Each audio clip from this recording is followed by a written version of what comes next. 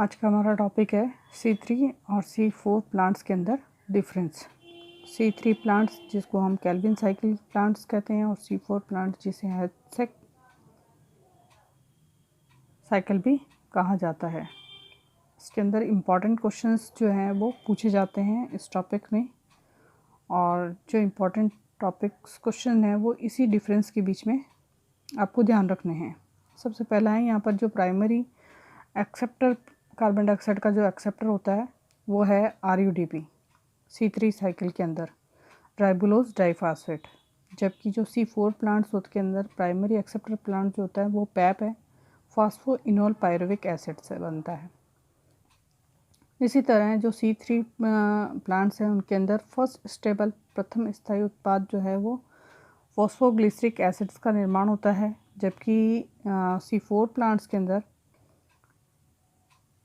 स्थायी प्रोडक्ट जो होता है ऑक्सिलो एसिटिक एसिड्स का निर्माण होता है।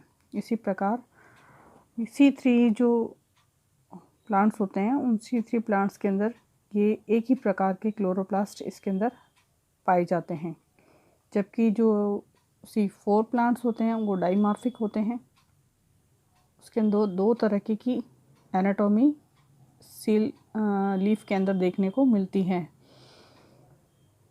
दूसरे है कि जो लीफ की स्ट्रक्चर है इसके अंदर C3 प्लांट्स के अंदर एक जैसी बनी रहती है, जबकि यहाँ पर जो C4 प्लांट्स है उसके अंदर क्रैंस एनाटॉमी पाई जाती है। जिस तरह का जो एक हमने डायग्राम में एक्सप्लेनेशन में देखा था कि मेसोफिल सेल्स के अंदर पाई जाती है रिएक्शन, और दूसरी जो होती है वो बंडल शीथ यानी वैस्कुलर बंडल्स के अंदर ये दूसरी वर्क करती है, कार्य करते हैं। इसी तरह यहाँ पर जो फोटोसिंथेसिस के लिए C3 प्लांट्स में 10 से लेकर 25 डिग्री सेल्सियस तक का तापमान इसके लिए उपयुक्त होता है, जबकि C4 प्लांट्स के अंदर 30 to 45% डिग्री सेल्सियस इनके लिए फोटो रेस्पिरेशन इसके अंदर नहीं होता है। ये 30 से लेकर 45 डिग्री सेल्सियस ही टेम्परेचर इनके लिए सामान्य रहता है, उसके बाद ये प्रकाश श्वसन नहीं करते हैं। इसी प्रकार इनमें ये प्रकाश संश्लेषण का मान बहुत कम होता है, जबकि जो C4 प्लांट्स हैं उनके अंदर फोटो रेस्पिरेशंस का मान कोफिशिएंट जो है उसके अंदर बहुत ज़्यादा रहता है। इसी प्रकार यहाँ पर जो है वो कार्बन का जो कंप्रीहेंशन पॉइंट होता है वो 15 से लेकर 150 ppm पर रहता है।